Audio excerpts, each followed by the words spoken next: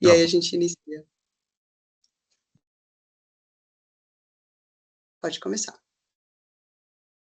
Vamos lá. Boa noite. Estamos aqui hoje na Academia de Direito Notarial Nacional de Direito na ADNotari, né? Academia Nacional de Direito Notarial Registral, no Núcleo de Contratos Imobiliários, né? Da qual eu coordeno ao lado da doutora Suelen. Hoje trouxemos aqui para falar um pouquinho sobre contratos a doutora Renata Padilha, né?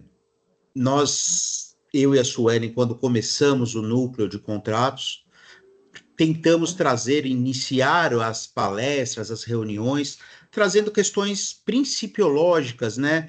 Questões como a escada pontiana, o porquê do contrato, os vícios contratuais, o que é muito importante. O contrato é um dos principais institutos do direito civil, né? Então, a gente acabou tendo essa necessidade, ou o dia a dia profissional requer estudo práticos de outras partes de contratos específicos em espécie, mas era necessário falar um pouquinho sobre a parte principiológica.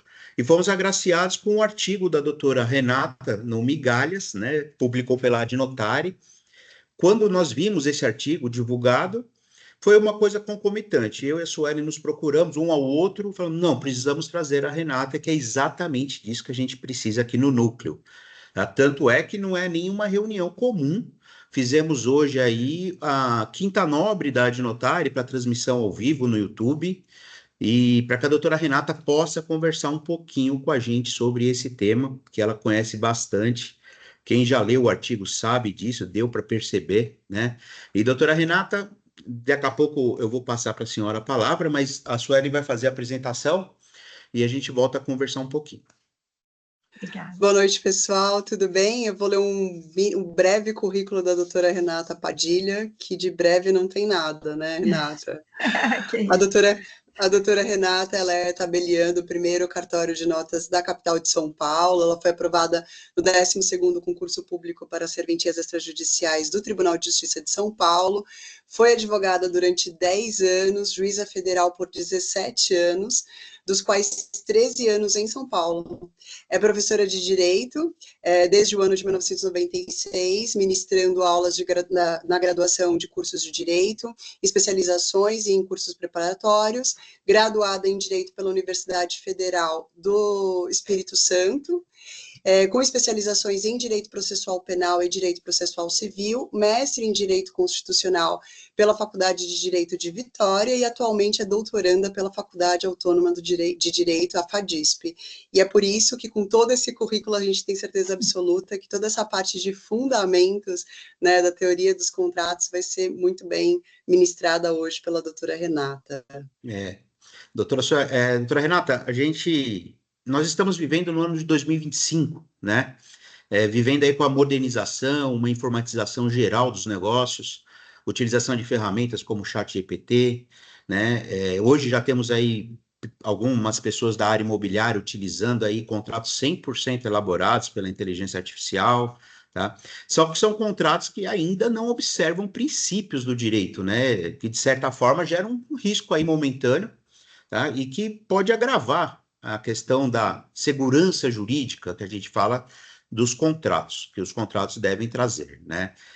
Isso demonstra aí que a academia, nós como uma academia, demonstra aí a necessidade de trazer temas como que a doutora vai expor hoje para a gente, tá? Muitos de nós iniciamos aí os estudos na base do direito do Código Civil lá de 16, né? Que depois foi revogado pelo Código de 2002, e que veio, Código de 2002, trazer um Código Civil que chamam de Direito Civil Constitucional, né, mais constitucional, né? Essa Constituição de 88, ela veio exigindo aí um código mais solidário, mais existencialista, tá? Eu até escrevi um pequeno artigo sobre, na época, acho que em 2019, sobre a MP 881, né, que antecedeu a Lei da Liberdade Econômica, né? E fui dar uma estudada na exposição de motivos lá, na época, né? E eles traziam questões como interferência mínima do Estado e a busca da segurança jurídica, algo que aparentemente teria se perdido com o Código de 2002, deixando um direito mais subjetivo, né? E não objetivo. Depois, com o tempo aí, depois da sua exposição, Se possível, eu gostaria que a doutora pudesse nos explicar aí se é possível ter um diálogo aí entre a autonomia privada, a intervenção mínima do Estado, com esses princípios da função social, do equilíbrio contratual. E me respondeu uma pergunta: liberdade de contratar não significa liberdade contratual, é isso? Que prazer, Mandina. Muito obrigada, Suelen. Muito obrigada a todos os amigos da Adnotária. É assim que eu me sinto, acolhida pela Adnotária, uma grata surpresa. Estou sempre muito feliz nos eventos produzidos, realizados pela Adnotária. Mandina, um mestre, o Kiko Nagua, outro mestre. Me sinto aqui muito bem acolhida e com a possibilidade de aprendizado e de conversas que vão fazer com que a gente cresça na nossa evolução profissional. O artigo que eu escrevi, ele foi lavrado, né, foi elaborado como um dos requisitos da disciplina que eu faço no doutorado. E a grande discussão que a gente se encontra nesse momento é evidentemente tangenciada pelos seus questionamentos. Então, quando a gente traz a ideia da inteligência artificial numa perspectiva histórica, né, de quarta revolução industrial que a gente experimenta, parte de mim muito se assusta com todo esse mecanismo, graças à minha ignorância tecnológica e um receio de massificação do direito.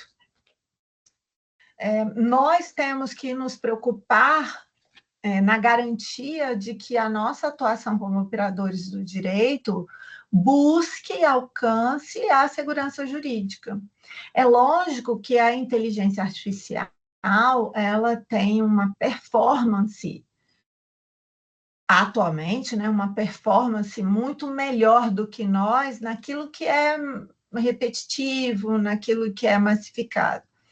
Mas, e aí eu ouso dividir com vocês um pensamento que é muito singelo, mas que pela primeira vez eu vou externar. Todo o contato que eu tive com inteligência artificial e com as pessoas que trabalham com isso, me deu a ideia de que, na verdade, a inteligência artificial é um bichinho que depende do treinamento eficaz do seu tutor, né, do seu proprietário. Então, não dá para, na minha percepção ainda, registro e repito que pode ser, sim, razão da minha ignorância, mas eu ainda tenho muito receio quando se diz, olha, contratos lavrados em massa, sem entender as peculiaridades e as especificidades de cada um. Eu gosto de pensar na inteligência artificial como nós que acompanhamos a transformação de escrever para os editores de texto.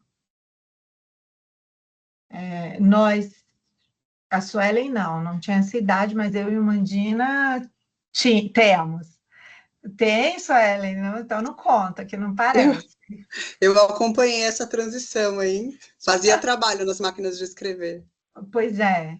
Então, depois você passa o telefone do seu dermato, que está maravilhosa. Mas aí o que acontece?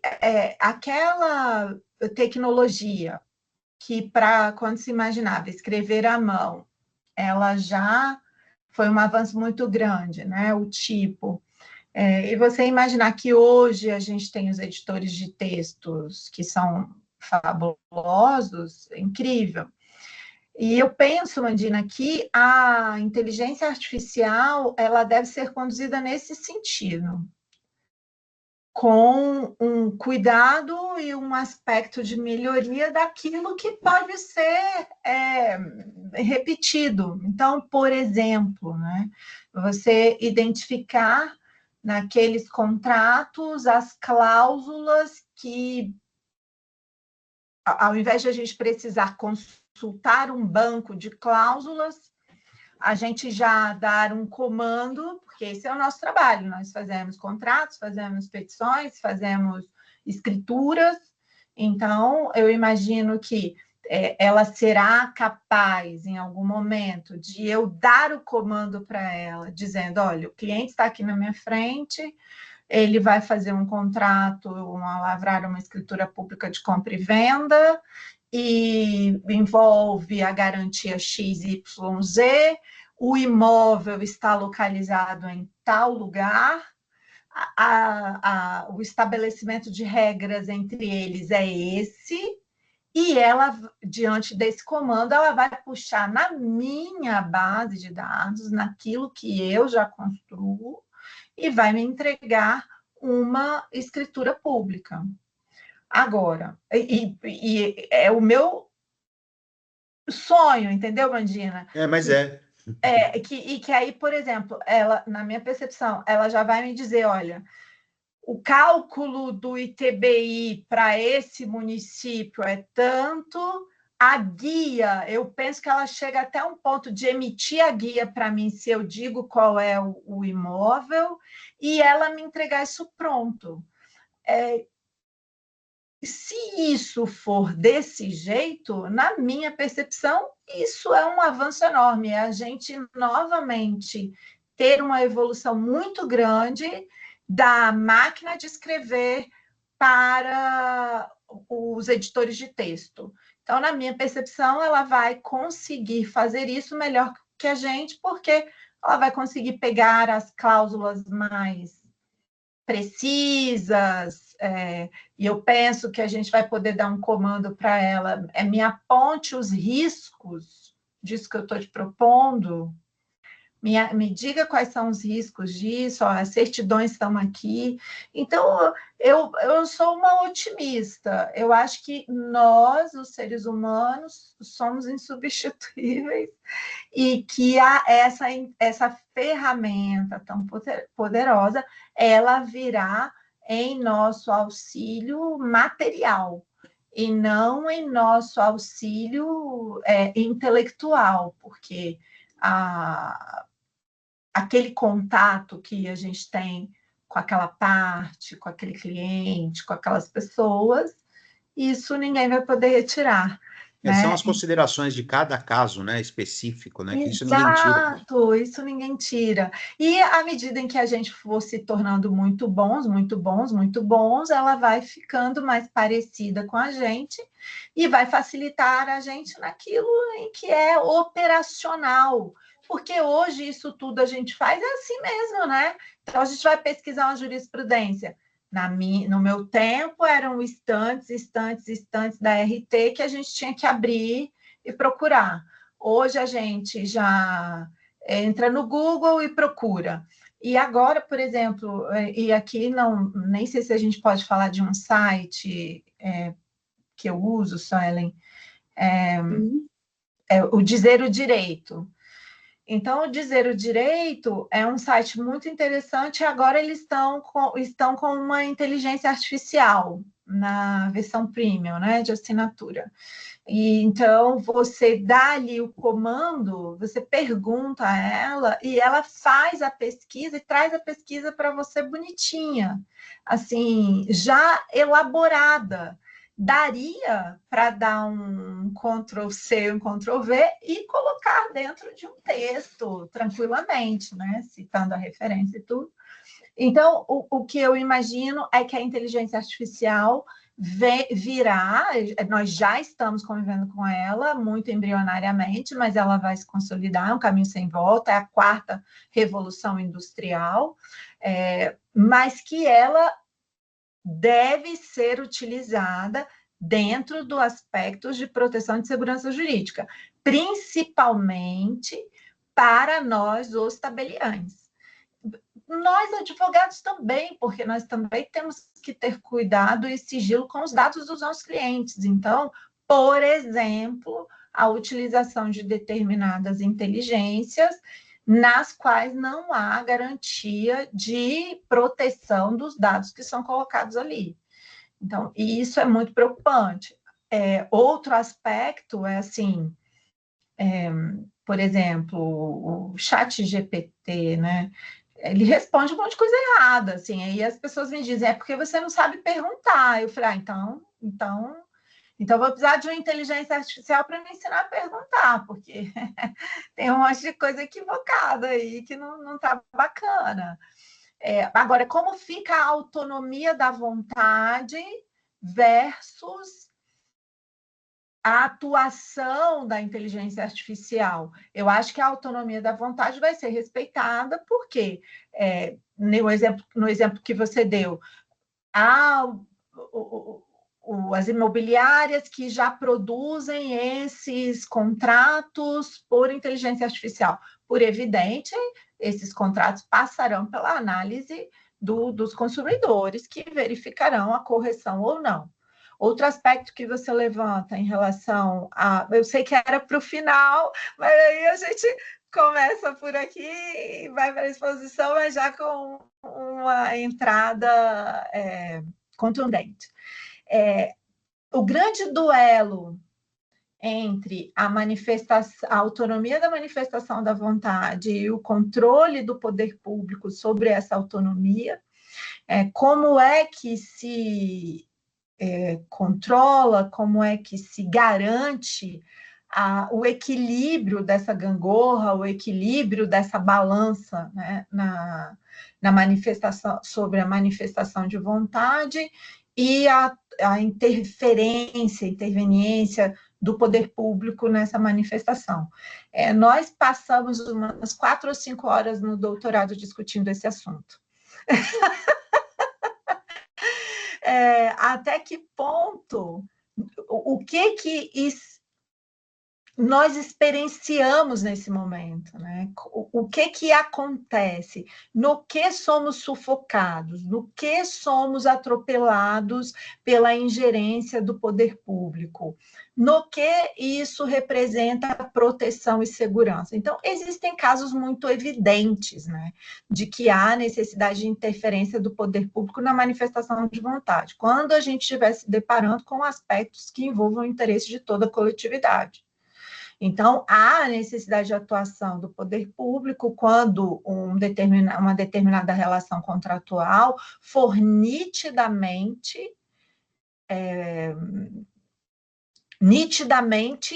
demandar essa interveniência. Então, por exemplo, a prestação de serviço público, e a gente puxa para o direito administrativo. Então, quando a gente assina o contrato para o recebimento, a prestação de energia, nitidamente o poder público tem que atuar. Agora, até que ponto o poder público deve atuar na manifestação de vontade quando as partes são capazes, ou quando não haja nenhum prejuízo ao tutelado, e não há conflito. E aí a nossa atuação, nós como estudiosos do extrajudicial, temos um relevantíssimo papel nesse aspecto, porque como é que a gente vai naqueles interesses que não demandam a atuação precisa pela natureza do direito em questão, a atuação incisiva do poder público, e não havendo conflito, e as partes estando de acordo, e o objeto sendo ilícito, porque há interferência do poder público. Então, esse duelo, né? Essa guerra, esse enfrentamento que vai demandar uma análise, e aí a gente cai para a Alexi, né? A questão da ponderação, a solução casuística, a análise do caso concreto. Agora, sim, a alteração do artigo 423 do Código Civil, quando traz a preocupação, a relevância da importância da autonomia da manifestação de vontade. Então, não dá para esquecer que há uma tendência do nosso legislador em favorecer a autonomia privada, né? A autonomia da vontade. Atualmente, é esse o quadro em que nós encontramos, esse fortalecimento da autonomia da vontade. Por isso que é bom a gente sempre trabalhar com o contrato, vai redigir o contrato, estar atento com a questão da paridade contratual, né, da simetria que o código fala isso. Hoje em dia, os considerandos contratuais, explicar que aquele contrato é paritário, a forma e por que ele está sendo elaborado daquela forma, por que tem cláusulas específicas, qual o motivo, trazer isso como forma até de interpretação por um eventual. Lógico, a gente não busca a judicialização, a gente busca não judicializar, gerar uma certa segurança para as partes, né? Mas para isso é preciso quem trabalha com contrato saber expor e preparar uma minuta dessa forma, que hoje em dia, né, eu acho que o direito vem sofrendo um pouquinho com isso. Né? Os operadores do direito não estão se preocupando tanto com isso, o que está gerando uma certa crise aí. Perfeito, Mandina. E assim, nessa vertente, é que logo na minha primeira aula, exatamente sobre os contratos no doutorado, o meu professor disse uma frase que eu me encantei, que o contrato bom é o contrato equilibrado.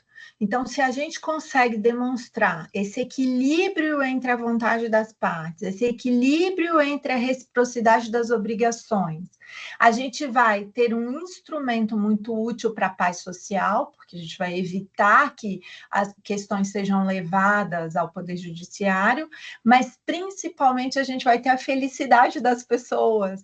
Então, eu adorei ver meu professor, um livre docente, trazendo um conceito de felicidade para uma aula tão densa como uma aula de doutorado. E eu gosto dessa perspectiva, então, da nossa atuação voltada para isso, para busca do equilíbrio entre as partes, e assim a gente obtém a felicidade e a prevenção de conflitos e a paz social.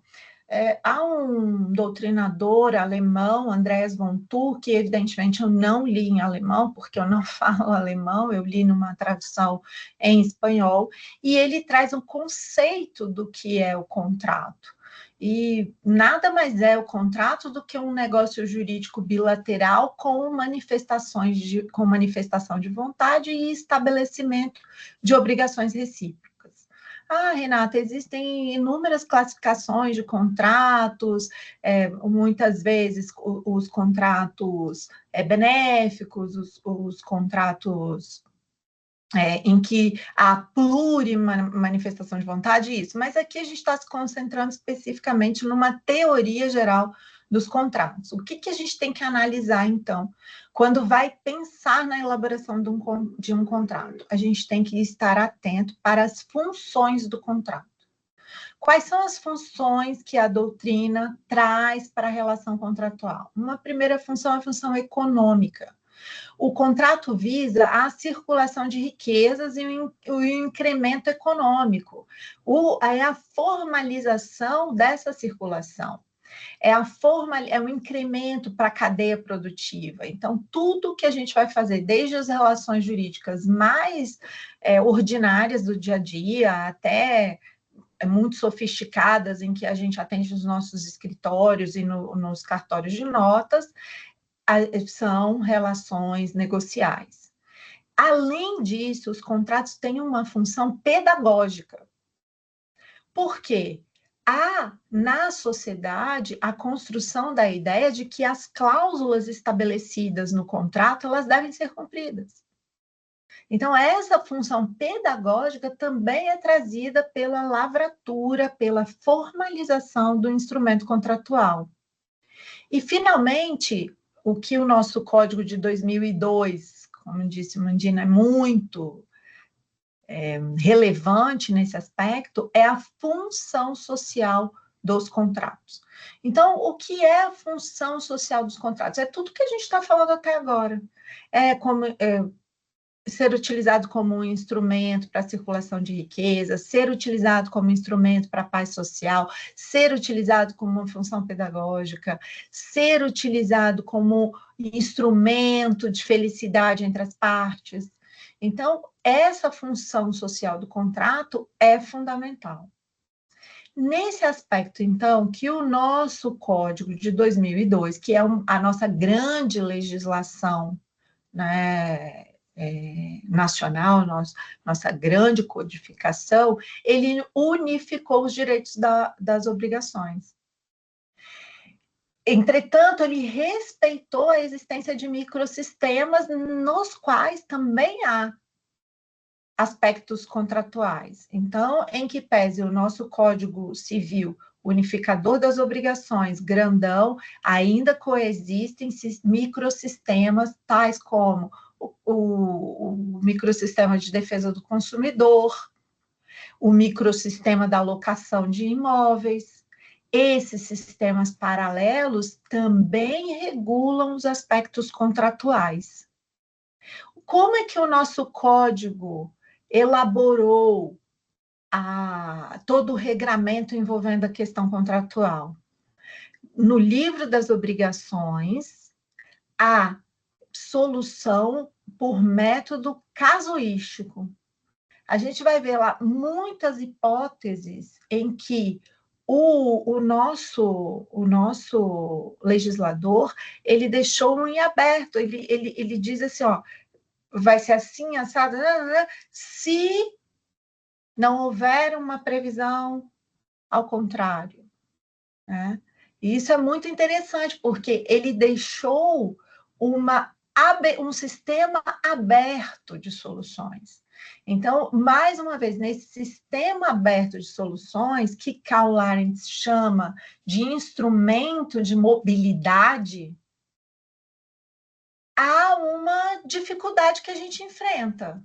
Qual é a grande dificuldade? A gente não tem a taxação clara, né?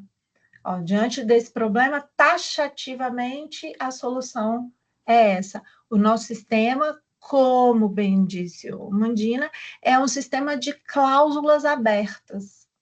E essas cláusulas abertas, elas favorecem a importância da autonomia da vontade. E como é, então, que a gente vai solucionar o caso concreto que nos é posto, já que nós temos esse problema do sistema aberto, que é a falta de taxatividade? Solução casuística. Ponderação dos bens naquele caso concreto. E aí, sim, se chegar a uma solução. Mas, Renata, uma solução judicial? Não, não necessariamente. A gente, na nossa atuação de assessores, de conselheiros, muito mais nós, os advogados, me desculpem, eu fui advogada também, então, quem foi rei não perde a majestade, então eu continuo falando assim, tá bem? Somos todos colegas. Nós, então, quando atuamos na nossa advocacia, nós trazemos para os clientes, olha, a regra é essa, é aquela, tem esse caminho, esse outro caminho, vamos ponderar aqui, vamos chegar a uma solução. E para isso, é fundamental que nós estejamos conduzidos pelos princípios que regem os contratos. Então, um primeiro princípio fundamental para a nossa atuação é a busca pela segurança jurídica nas relações negociais. Se nós não temos essas soluções taxativas trazidas pelo legislador, nós temos que buscar nas soluções contratuais a busca por essa segurança jurídica. Os princípios nada mais são do que esses valores maiores, abstratos, que vão nos conduzir na nossa atuação. E especificamente no direito contratual, quais são os mais relevantes princípios. É lógico que se a gente vai analisar a doutrina, a gente tem princípios e listas enormes e daria para ficar falando 2 horas só sobre princípios. Mas eu elenquei aqueles princípios que, na minha singela e humilde percepção, são os mais relevantes para uma teoria geral dos contratos. Eu elenquei 3.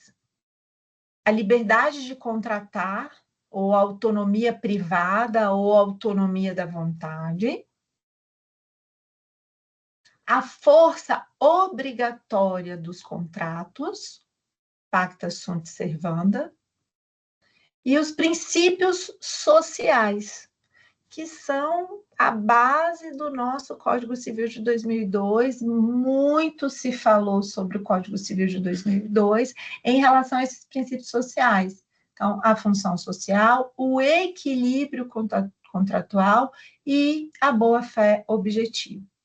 Só repetindo os 3 princípios fundamentais: a liberdade de contratar, ou autonomia privada, ou autonomia da vontade. 2, a força obrigatória dos contratos, pacta sunt servanda. E 3, os princípios sociais, a função social, o equilíbrio contratual e a boa-fé objetiva. Princípio da liberdade de contratar, ou princípio da autonomia da vontade. É um princípio fundamentado na ideia de liberdade. Liberdade propriamente dita, liberdade de contratar, liberdade de não contratar, liberdade do que contratar, liberdade do conteúdo de contratar. E Orlando Gomes traz esse conceito de liberdade de contratar, que eu vou pedir licença para fazer a leitura. O conceito de liberdade de contratar abrange os poderes de autorregência das partes, né? De interesses, de livre discussão das discussões contratuais e, por fim, de escolha do tipo de contrato conveniente à atuação da vontade. Manifesta-se, por conseguinte, sobre o tríplice aspecto: liberdade de contratar propriamente dita, liberdade de estipular o contrato e liberdade de determinar o conteúdo do contrato. Mas, Renata, o nosso ordenamento jurídico traz um monte de relações contratuais em que há a obrigatoriedade de colocação de algumas cláusulas específicas. Até mesmo, por exemplo, ficando no exemplo que nos é corriqueiro, que é a questão contratual envolvendo a aquisição de imóveis. Existem determinadas cláusulas que são obrigatórias nesses contratos, principalmente envolvendo uma incorporação imobiliária, por exemplo, ou um loteamento, por exemplo. Então, nestes aspectos em que o legislador traz a obrigatoriedade de determinadas cláusulas, quer dizer que esse princípio da liberdade contratual, da autonomia da vontade, ele sofreu uma mitigação.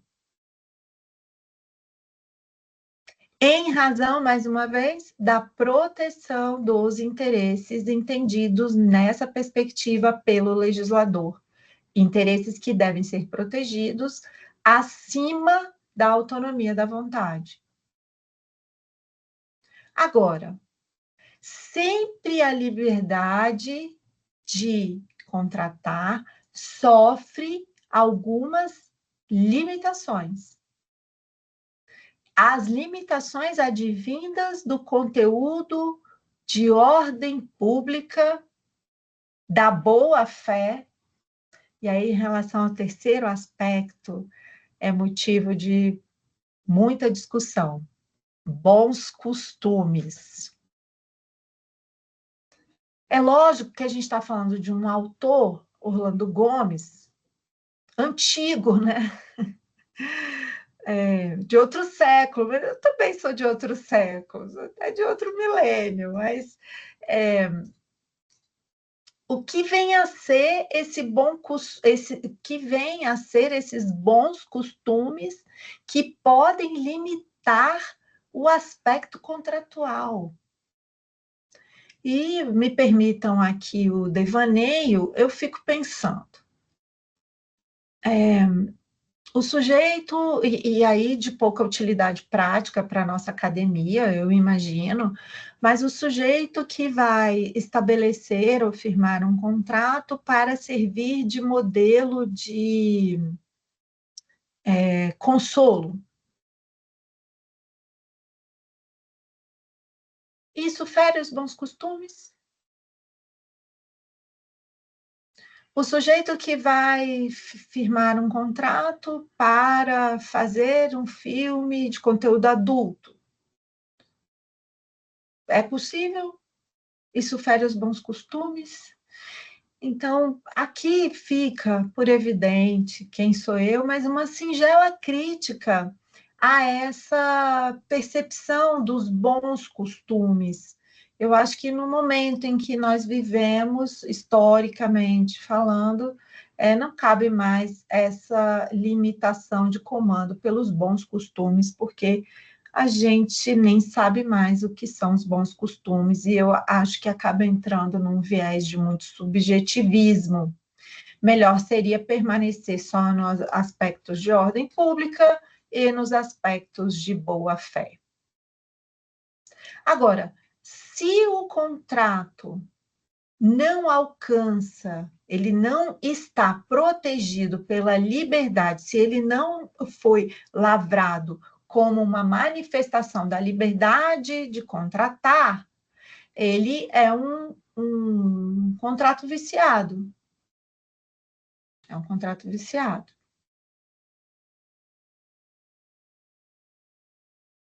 Agora, a Lei de Liberdade Econômica, ela trouxe, eu falei artigo 423, eu errei, meus queridos, é 421 do Código Civil, ela então trouxe o expressa, clara, forte, grandemente, a alteração do 421, isso em 2019, para expressar a máxima vontade de intervenção mínima e excepcionalidade de revisão contratual.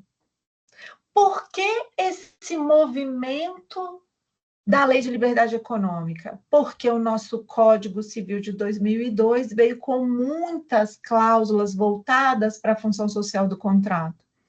Então, chegou um ponto que, em busca dessa dita função social do contrato, a interveniência do poder público estava ultrapassando os limites do aceitável.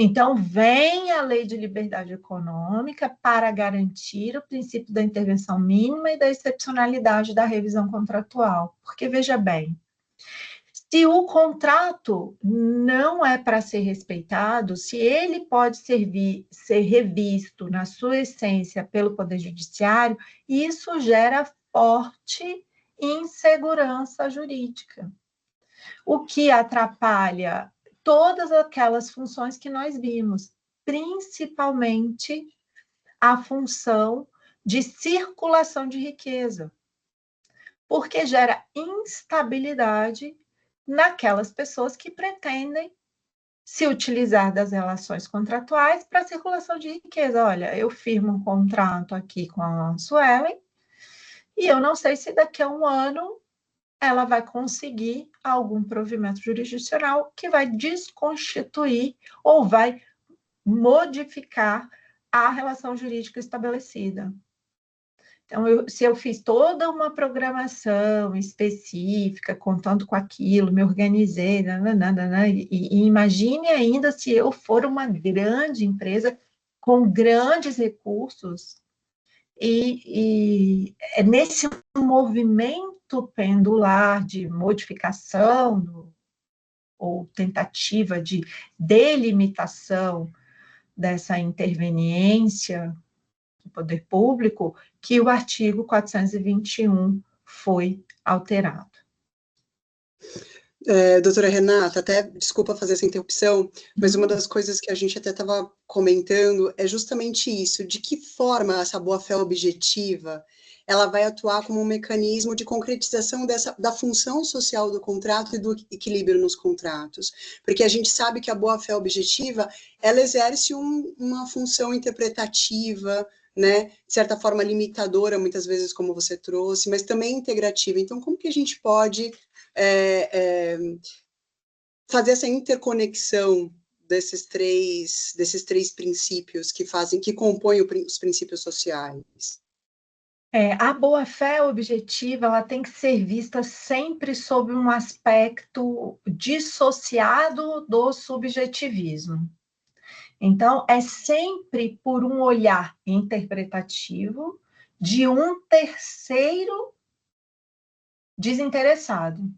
Então, nós, no nosso exercício, é lógico, a gente quer solucionar o problema que as partes trazem, a gente quer encontrar o melhor ajuste contratual entre eles, e a gente quer defender o interesse de quem nos procurou, por evidente, mas é nesse caminho de defesa do interesse de quem se está protegendo, é olhar para essa relação, para essa convenção, com um aspecto objetivo. Sendo muito singela, Suelen, fazendo o papel, e aí é horrível que eu vou dizer, preconceituoso, mas fazendo o papel do advogado do diabo, né? Olhando com um olhar criterioso, como se você fosse a outra parte, para entender até que ponto essa relação contratual está protegida pela boa-fé objetiva. Ou seja, o homem médio, olhando essa relação, ele entende que ela está paritária, ele entende que ela obedece aos interesses manifestados ali pelas partes, elas estão de comum acordo, é aquilo, todo mundo entendeu o que está sendo feito. Então, é esse o nosso grande desafio, porque não há essa tarifação, não há o nosso ordenamento não traz essa linha com problema e coluna com solução. Então, a gente é que vai fazer esse exercício diário de busca de ponderação desses interesses para conseguir chegar a um instrumento contratual que proteja todas as partes. E aí a gente traz o conceito que você trouxe no início do professor Everaldo Kambler, né? Que era essa pacificação, mas um instrumento que traz a paz social e a felicidade, não era isso? É isso, traz a paz social e a felicidade, porque se todo mundo entendeu exatamente tudo que vai ser feito, né? E a gente partindo do pressuposto que ninguém ali quer prejudicar o outro, nada disso, cada um quer exatamente. É lógico, todo mundo quer ganhar, né? Ninguém entra numa relação para perder, né? Todo mundo quer ganhar, mas não necessariamente o outro vai perder. Há uma conjunção de interesses. Então, se todo mundo entende, se está claro para todo mundo, se é isso que vai acontecer, e aí a gente, evidentemente, não está falando da pessoa que é mau caráter, ou até de alguma intercorrência que possa ter acontecido, e aí, né, há a possibilidade de verificação de alteração de cláusulas, mas se todo mundo entendeu tudo, se está tudo certo, se é aquilo ali de acordo com o ordenamento jurídico, eu penso, está atendida à boa-fé objetiva. Perfeito. Você também fala, Renata, no seu artigo, traz algumas distinções importantes quanto aos efeitos desses contratos, né? A classificação dos contratos de acordo com seus efeitos, né? Então, se é unilateral, se é bilateral, o momento do aperfeiçoamento desse contrato, né? Eu queria que você trouxesse um pouco para a gente, falasse um pouco para a gente sobre a classificação dos contratos, que é tão importante e muitas vezes as pessoas acabam passando desapercebido por esses detalhes essenciais. Porque são muito teóricos, né? E aí a gente pula, porque aquela monte de página, né, nos livros, mas muito obrigada pela oportunidade de eu falar acho sobre isso. E eu acho isso tão importante, desculpa, Renata, te cortar, porque muitas vezes eu acho que a academia, a adnotária, ela traz muito essa questão, né? A gente fala pouco, o Kikunaga sempre cobra muito isso da gente, a gente fala pouco sobre a natureza jurídica, né, dos institutos, e a gente não entende a profundidade de cada um e acaba aplicando regramentos completamente equivocados, né? Depois, no final, eu e Mandina, a gente gostaria de falar de algumas vivências práticas que a gente tem se deparado nos contratos do dia a dia. Eu acho que isso é tão importante você falar, porque a gente precisa começar do início, né? Então vamos lá. Então vamos aqui a uma singela classificação que eu fiz em relação aos contratos. E eles podem ser classificados de acordo com as obrigações das partes, com o momento de aperfeiçoamento, quanto à forma, quanto ao sacrifício patrimonial, quanto ao agente, quanto ao momento de execução e quanto à previsão legal. Em relação aos efeitos entre as partes, em razão da manifestação da vontade formalizada das partes, os negócios jurídicos, os contratos, são sempre negócios jurídicos bilaterais, porque as partes têm que se manifestar, né? As partes têm que estar de acordo, né? Agora, de acordo com a obrigação que é gerada, o contrato pode ser unilateral ou bilateral, porque as duas partes podem ter obrigação ou pode só uma das partes ter obrigação, e aí é unilateral. Um ótimo exemplo é a doação. A doação sem encargo, ela é um contrato, ou seja, é um negócio jurídico bilateral, mas é um contrato unilateral, porque só uma das partes tem a obrigação com a outra. Por outro lado, a compra e venda, por exemplo, não, é bilateral, porque tem o sinalagma para as duas partes. Essa divisão, então, às vezes pode dar uma sensação assim, mas como é que um contrato, que é um negócio jurídico bilateral, ele é unilateral? Ele é unilateral em relação à obrigação que gera somente para uma das partes. Os contratos podem ser também consensuais ou reais. Consensual é aquele contrato para o qual basta a manifestação de vontade. Por exemplo, o contrato de compra e venda de imóvel. Basta você fazer o contrato, lógico, a gente sabe do registro, né? Que aí é o aspecto formal, título, modo, papapá. Mas ele não demanda a entrega do bem.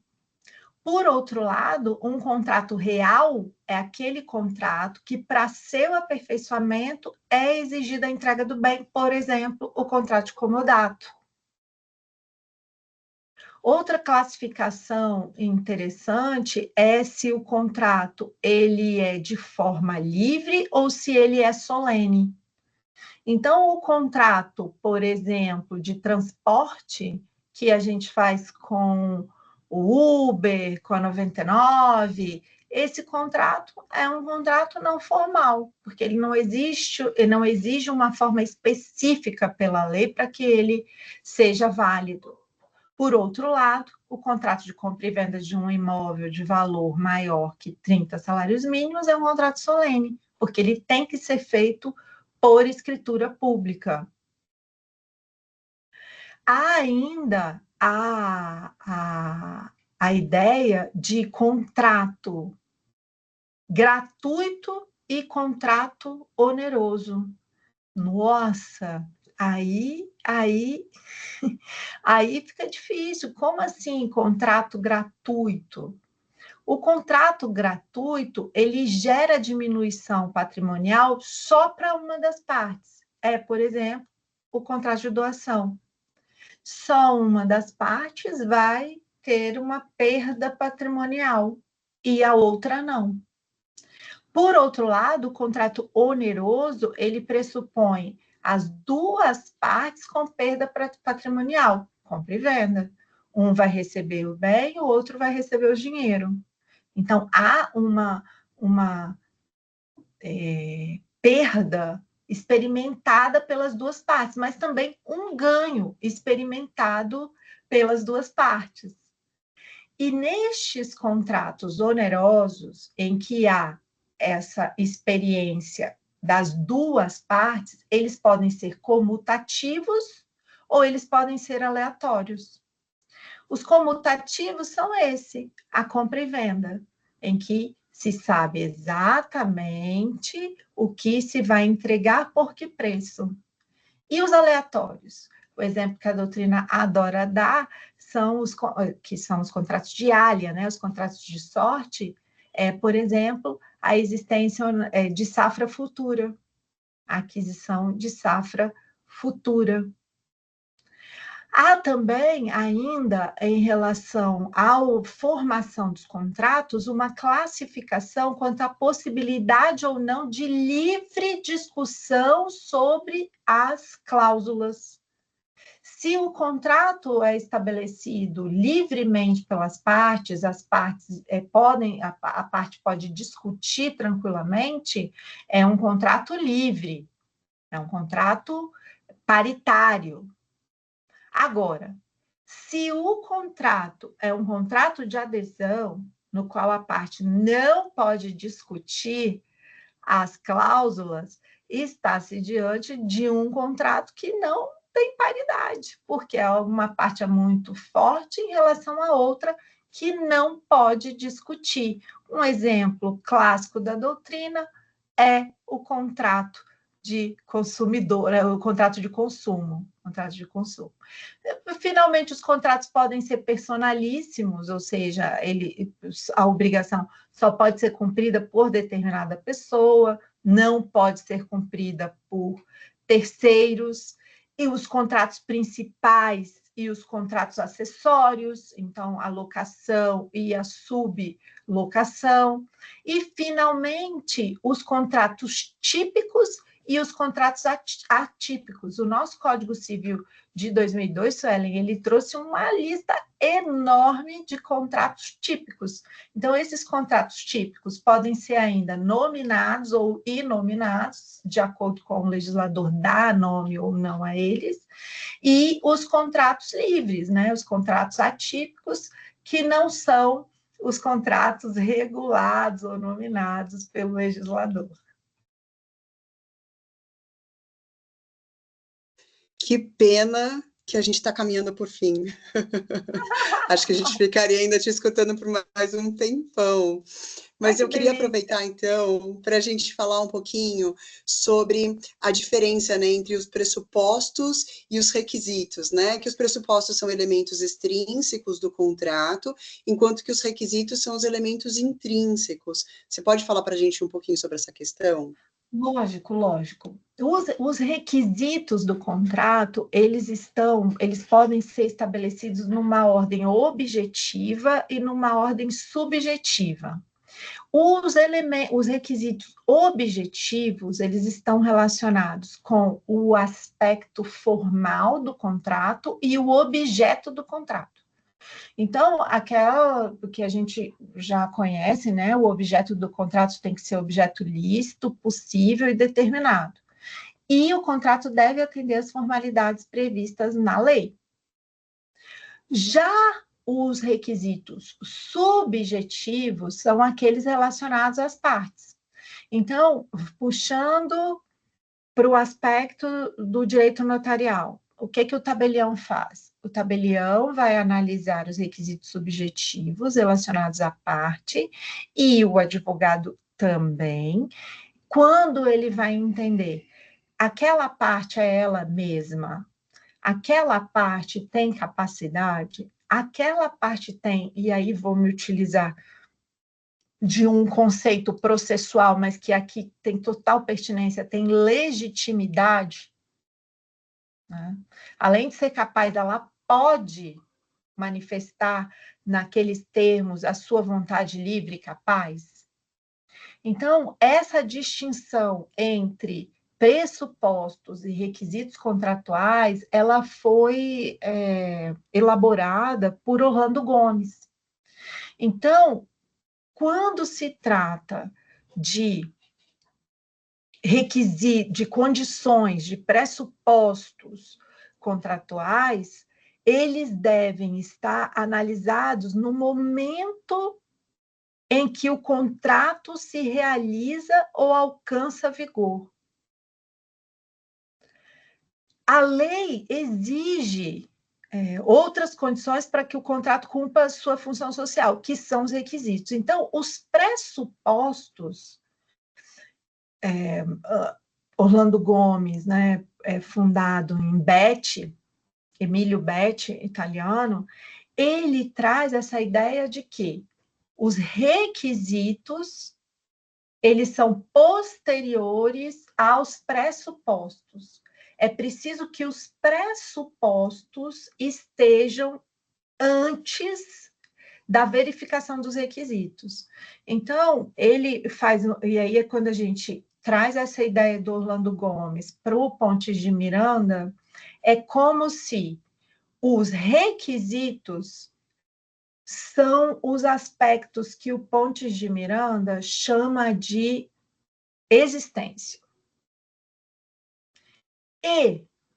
Desculpe, os pressupostos. Os pressupostos estão relacionados à existência.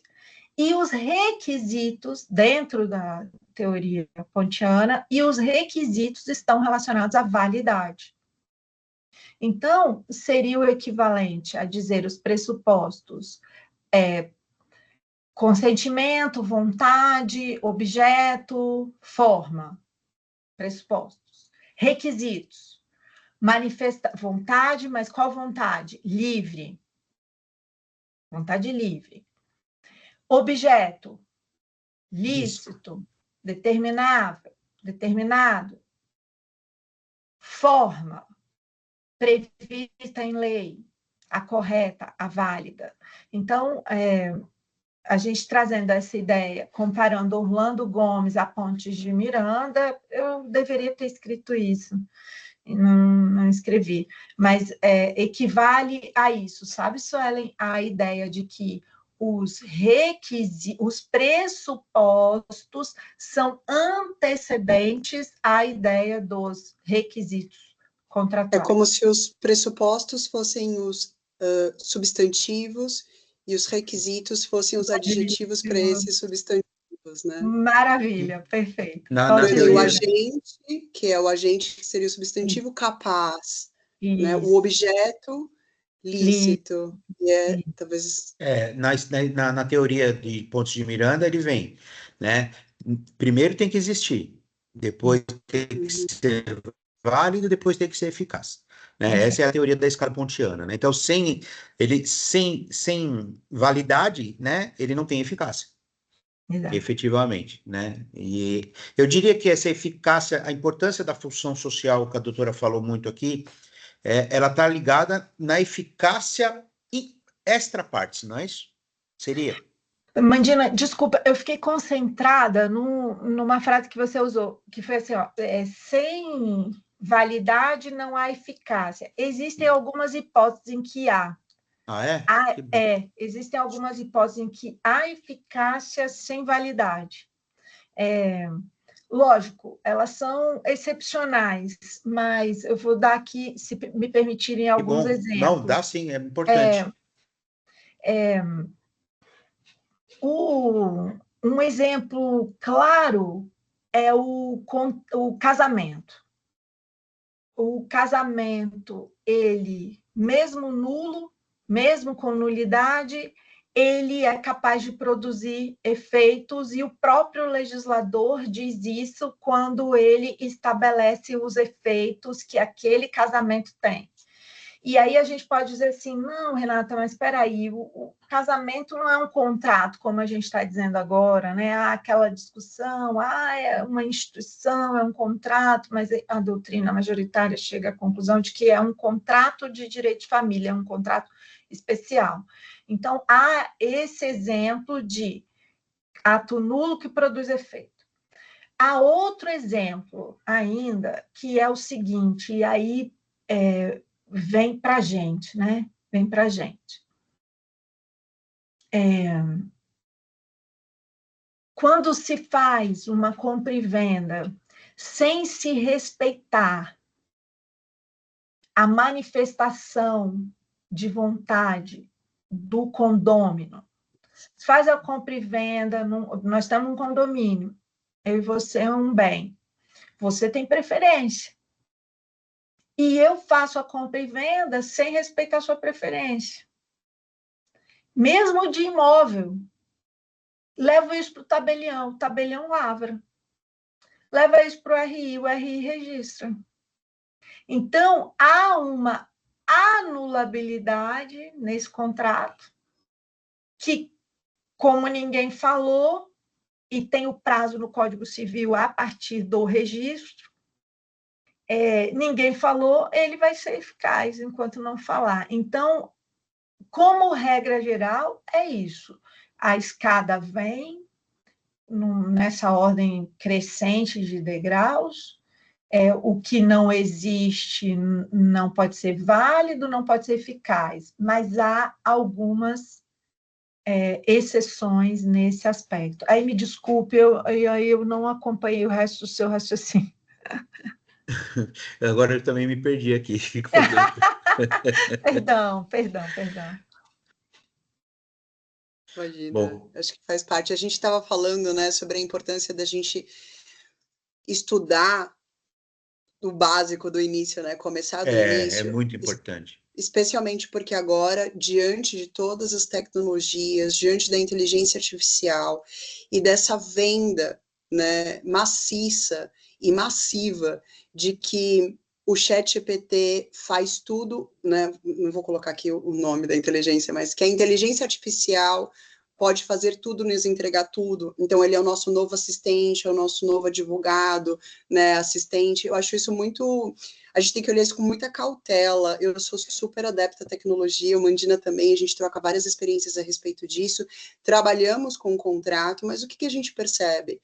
Que quando você não tem uma expertise no assunto, quando você não sabe a base, né, fundamental do contrato que você está redigindo, quando você não tem experiência no contencioso, porque eu falo que um bom contrato precisa ter alguém que já teve experiências no contencioso para poder prever cláusulas específicas, né? Não só estudar sobre a jurisprudência, que isso é extremamente importante, mas ter vivenciado muitas vezes alguma situação, né? Isso é muito importante. E a inteligência artificial, ela não vai te trazer isso, né? Eu queria que todos vocês fizessem um exercício, assim que possível, peça uma simulação de um contrato, vocês vão ver o quão pobre vai vir esse contrato, muito superficial. Talvez para você ter uma ideia da estrutura seja válido, mas eu não posso utilizá-lo como base para tudo. Né? Então, acho que é importante. Eu até comentei com a Suelen antes da reunião, eu peguei um contrato recente de um corretor para analisar um aditamento e que ele previa aluguel progressivo, né? E você vê que veio da inteligência artificial, né? Mas rapidinho aqui, nós estamos hoje com a honra de ter o Hilário, né? Faz tempo que eu não vejo o Hilário. O doutor Hilário aí, trabalha no 24º, está aqui hoje com a gente, um dos fundadores da Adnotário, levantou a mão. Oi, Hilário. Boa noite, eu não sei se estão me escutando. Sim. Olá, boa noite, doutora Renata, doutor Luiz, doutor Manuel, doutor Mariana, que são os que eu estou vendo aqui na minha tela. Doutora Renata, parabéns pela disposição. E... Não me chame de doutora, nós somos colegas.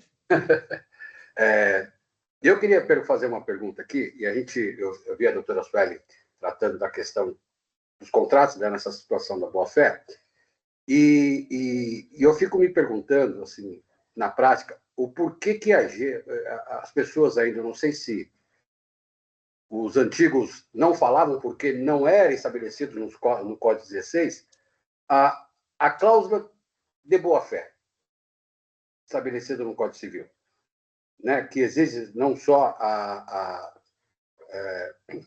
porque parece que a gente utiliza a cláusula de boa-fé como uma coisa genérica, e eu não vejo nos contratos, por diversos contratos que acabam passando pela atividade do dia a dia, as pessoas utilizarem o artigo 422 lá do Código Civil com muito mais detalhes, né? colocando situações da função, da integrativa, da função, as funções que esse código, que parece, esse artigo, que parece pequeno, mas que trouxe vários elementos, e as pessoas colocam ela como uma cláusula genérica, quando ela poderia ser utilizada de forma muito específica, né? Fazendo interpretações como redução de prejuízo, ou seja, as pessoas deixam, muitas vezes, nos contratos, colocam, porque quando a gente trata da situação, as partes deverão agir com boa-fé, mas a gente não limita, ou pelo menos estipula, faz um número de cláusulas de como será o comportamento das pessoas, tanto no pré-contrato, no contrato e no pós-contrato. Eu acho que a gente fica com medo de colocar cláusulas demais e vai deixando essa cláusula da boa-fé meio que de lado, deixa genérica. Depois a gente discute isso lá na frente, se eu entender que não agiu de boa-fé. Eu não sei se a senhora tem essa interpretação que eu tenho, ou se os colegas demais também têm esse conceito de... Acho que as pessoas estão usando ela como cláusula genérica, quando ela é uma cláusula para se utilizar justamente para especificar a conduta das pessoas, inclusive pós-contratual. Queria ouvir a doutora. Só um minuto, espera aí que eu sumiu aqui, eu não estou vendo vocês. Espera aí, deixa eu achar vocês aqui. Achei. Hilário, eu acho excelente a sua observação, assim, ela é fundamental e muito bacana se a gente conseguisse realmente estabelecer todas essas possibilidades, né, de modo a abarcar, né, a casuística total das relações. Eu penso que ela não entra assim com todo esse detalhamento por conta daquilo que a gente disse, né, que na verdade ela é um conteúdo aberto, então talvez, mesmo que a gente conseguisse colocar um número muito grande de cláusulas, eu acho que a gente não conseguiria abarcar todas as diversidades, né, da riqueza do que a gente vive. Mas eu acho que se a gente identifica algumas hipóteses dessa, como a Suelen disse, né, pela experiência que a gente tem, pela experiência do judiciário, pela experiência que a gente tem no ESTRA, e se a gente identifica, olha, vamos colocar aqui, porque pode ser que isso, né, venha a ocorrer, então eu acredito que a gente deva colocar sim, mas não deixar de ter a cláusula geral como um valor, como uma cláusula aberta, né? Por exemplo, a gente tem o artigo que trata do terceiro... Oh, meu Deus! Me desculpem, do terceiro interveniente, do terceiro... Artigo 608, é uma hipótese de proteção da boa-fé objetiva, mas que o próprio legislador trouxe para o Código, né? Então, ele quando protege essa situação, né, desse terceiro interveniente, ele está protegendo a boa-fé objetiva, e ele elencou. Então, eu penso que, diante do caso concreto, se a gente tem alguma cláusula que a gente já sabe que vai proteger a boa-fé objetiva, eu penso que a gente tem que fazer como você sugeriu, Lari, colocar isso nessa relação contratual, como o legislador fez no 608. Vocês me permitem, vou ler o 608. Aquele que aliciar pessoas obrigadas em contrato escrito a prestar serviço a outrem, pagará a este a importância que ao prestador de serviço pelo ajuste desfeito, houvesse de caber durante 2 anos, que é aquela história do Zeca Pagodinho, vocês vão se lembrar, o Zeca Pagodinho, né? Então, o que acontece? Essa é uma hipótese em que o próprio legislador previu, falou, olha, isso aqui, se acontecer, está violando a boa-fé objetiva. Um terceiro que é aquilo que você disse, Hilário, na fase de execução do contrato, um terceiro atrapalhando o contrato, e o legislador vem e diz, olha, em razão da boa-fé objetiva, eu vou pegar até você que está fora dessa relação contratual agora. Então, eu penso, sim, que é uma medida muito salutar se a gente conseguir identificar o máximo possível de hipóteses, né, de proteção, mas nunca deixar como uma cláusula geral, e até porque o nosso ordenamento prevê isso, né, para a solução das hipóteses abertas. Na preocupação do Irã. Por isso que eu falei aqui no começo que a gente estava conversando sobre a questão dos considerandos contratuais, né? A necessidade dos considerandos. Você tem a cláusula geral, mas o considerando é que vai dar a regra de interpretação para o contrato, estabelecer exatamente o que é a boa-fé daquele contrato, o que estavam pensando as partes quando formularam aquele negócio. Eu ia falar exatamente isso, né? E porque a gente utiliza a boa-fé objetiva como regra de interpretação, né? Então, que é a função interpretativa dela. A reforma do Código Civil, eu estou com ela aberta aqui, né? Está em voga o estudo sobre a reforma. Ele está trazendo um novo princípio, que é o princípio da confiança. No 422A, ele fala agora, junto com a boa-fé, o princípio da confiança, que eu achei bem interessante. E, na verdade, é bacana porque é um princípio que vem do penal, né? Do Código Penal. Ele é muito bem elaborado no Código Penal. Eu não vou me lembrar agora o nome dos doutrinadores, mas justo na construção da imputação, quando você só vai entender a conduta, né, trazer a tipicidade para uma conduta criminosa, levando em consideração o princípio da confiança. E o exemplo é um exemplo bem interessante. Você vem dirigindo, você está na sua pista.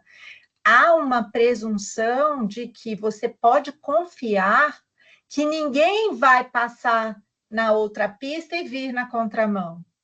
Sim. Então, esse é um princípio muito estruturado, no civil também, né? Mas no penal ele tem um tamanho bem forte também, que é esse da confiança. Então, vocês não tem como você esperar que o outro vai agir de determinada forma, né? Para que você já reaja a isso. Ai, gente, direito é bacana demais, né? Demais, é muito gostoso. O Mário levantou a mão, o doutor Mário Noviello. Ô, meu amigo, que honra você está aqui.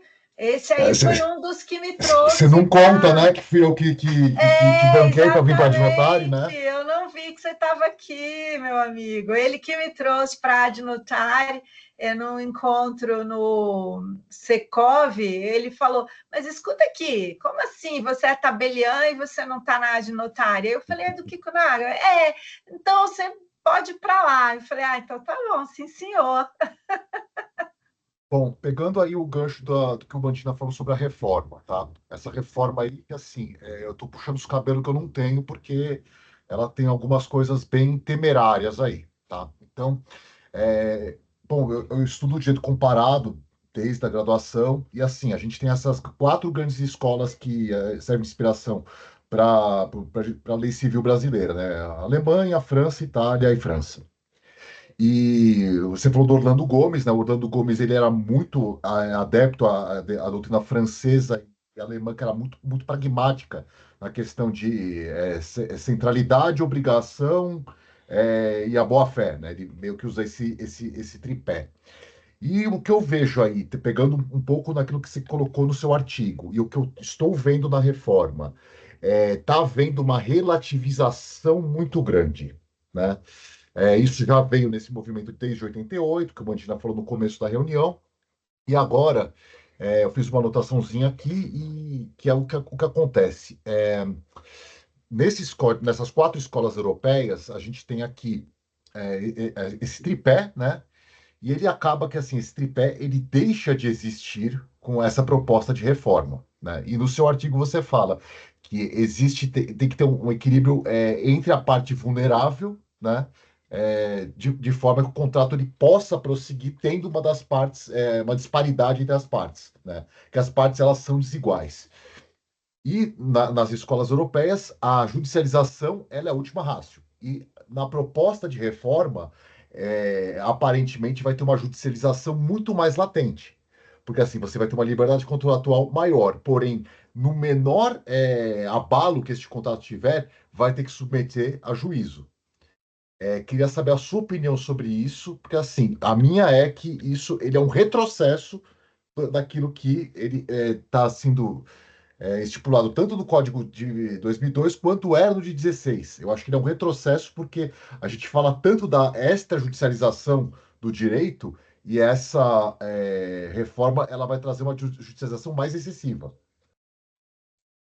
Meu amigo, eu vou ser muito sincera, eu não analisei a reforma nesse aspecto específico, então eu não sei o que os dispositivos estão dizendo em relação à liberdade contratual.